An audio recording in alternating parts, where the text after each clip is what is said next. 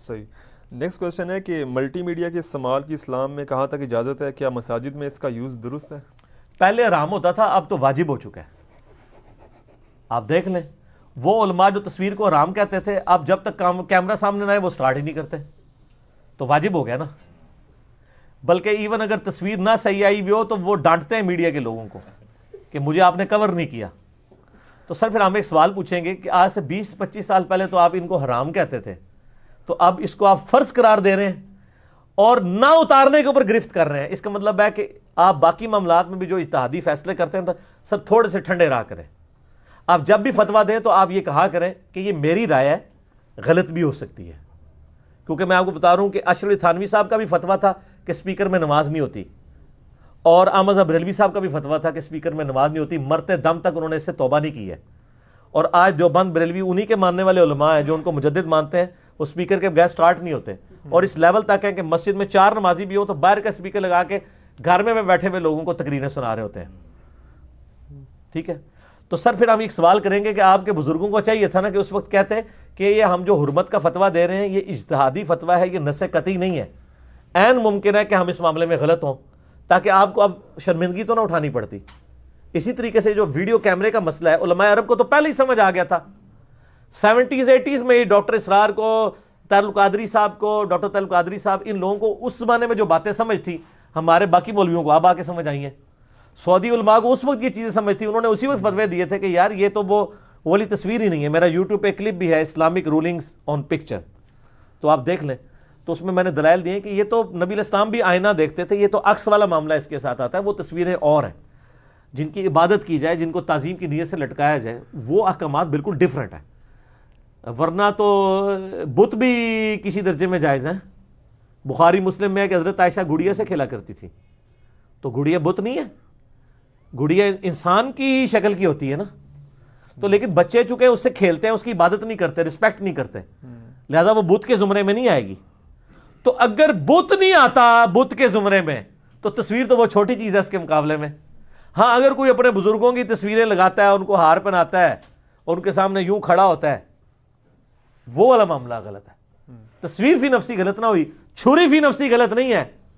چھری سے آپ علماء دین کی خدمت کے لیے مرغی ذبح کر کے ان کا اکرام مسلم کر سکتے ہیں، اور اسی چھری سے کوئی عالم دین ایک عام بندے کو درجہ شہادت پہ بھی فائز کر سکتا ہے. ٹھیک ہے نا. تو وہ درجہ شہادت پہ فائز کرنا وہ غلط ہے، اس کی اکرام مسلم کرنا تو بالکل ٹھیک ہے.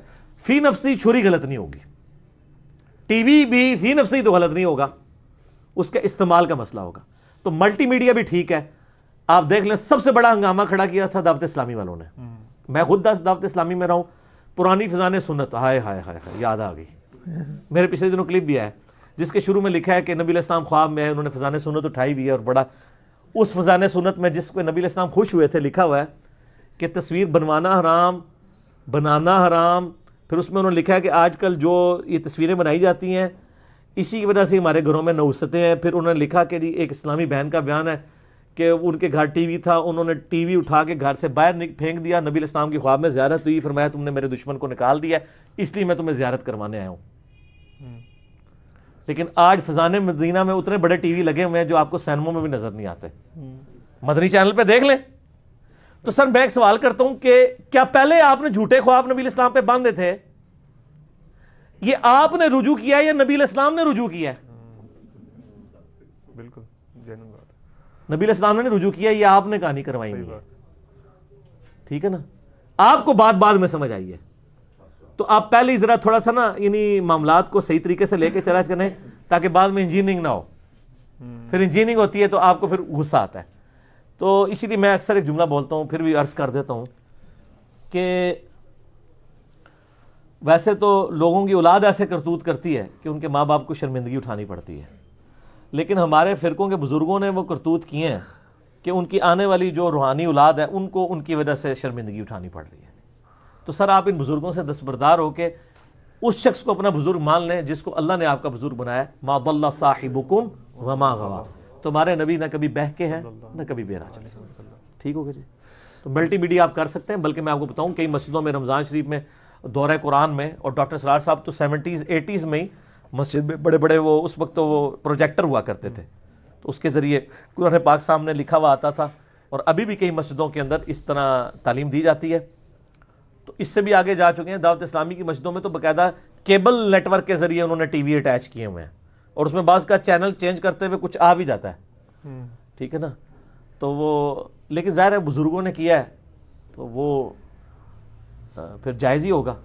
تو اب یعنی جن کا جھگڑا بھی تھا نا، لیکن ایک میں اپریشیٹ کروں گا الیاس قادری صاحب کو، میں نے پہلے بھی کیا ہے، الیاس قادری صاحب میں یہ حوصلہ ہے کہ انہوں نے جب ٹی وی کیمرے کے اوپر اور ٹی وی چینل کھولا نا، تو انہوں نے آفیشلی ایک پوری کتاب لکھ کے نا اپنا رجوع اور توبہ ریکارڈ کروائی ہے۔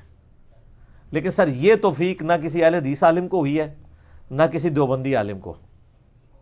شیعہ تو پہلے ان چیزوں کو جائز سمجھتے تھے، انہوں نے تو کبھی اس پہ جھگڑا کیا ہی نہیں ہے، چونکہ امام خمینی ان میں ایک ڈومیننٹ پرسنالٹی تھے۔ شیعہ میں یہ یعنی ان کو ایک ایج حاصل ہے کہ ایک بڑا ان کا جب کہتا ہے نا، وہاں پہ ہر گلی کا اللہ تعالیٰ امام نہیں ہے، وہ مرجع چند ایک ہی ہوتے ہیں، اور وہ زندہ ابو حنیفہ ہوتے ہیں ان کے، باقی کسی کی کوئی نہیں ہوتی ہے۔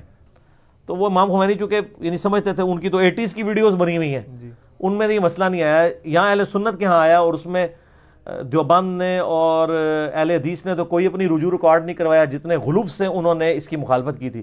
لیکن الیاس قادری صاحب نے اپنی باقاعدہ توبہ ریٹن میں پمفلٹ لکھا پورا، ایک پوری کتابی شکل میں، اور باقاعدہ علماء بریلویہ سے اس پہ سائن کروا کے آفیشیلی ڈکلیئر کیا کہ میرا موقف پہلے ان علماء کے ساتھ تھا، لیکن اب میں دلائل پہ ان علماء کو صحیح سمجھتا ہوں، لہذا میں ان باتوں سے رجوع کرتا ہوں۔ ویل ڈن الیاس قادری صاحب، ٹھیک ہے جی۔ پھر یہ جرت باقیوں کو بھی دکھانی چاہیے، ٹھیک ہو گیا، ان علماء کو جنہوں نے یہاں کیمرے رکھ کے ویڈیوز بنواتے تھے، ٹھیک ہے جی، اور وہ اتنے سخت خلاف تھے کہ توبہ توبہ، کسی جلسے میں چلے جاؤ کیمرہ ہو تو فوراً منہ پہ ہاتھ رکھ لیتے تھے۔ اب انہوں نے اپنے یوٹیوب چینلز بنائے ہوئے ہیں، فیس بک کے چینل بنائے، مجھے نام لینے کی ضرورت نہیں ہے، تو ان میں سے کئی چیزیں، کئی نئی تنظیمیں کالعدم بھی ہو چکی ہوئی ہیں اب، تو ان کے آپ اس وقت کی سختی دیکھیں۔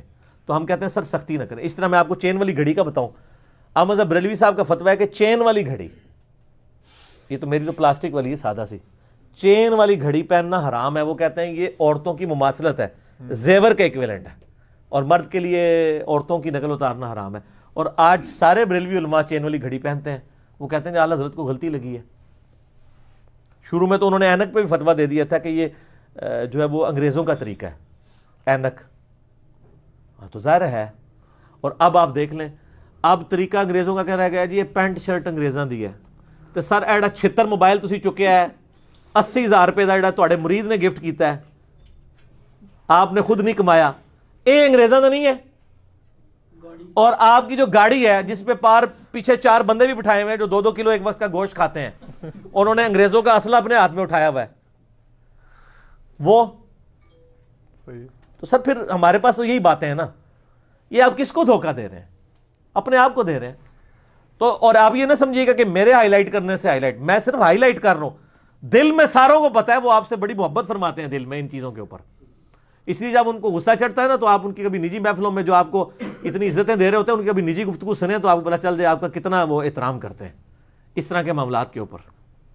تو اپنی حرکتیں صحیح کریں، فتوے نہ لگائیں، ٹھیک ہو گیا۔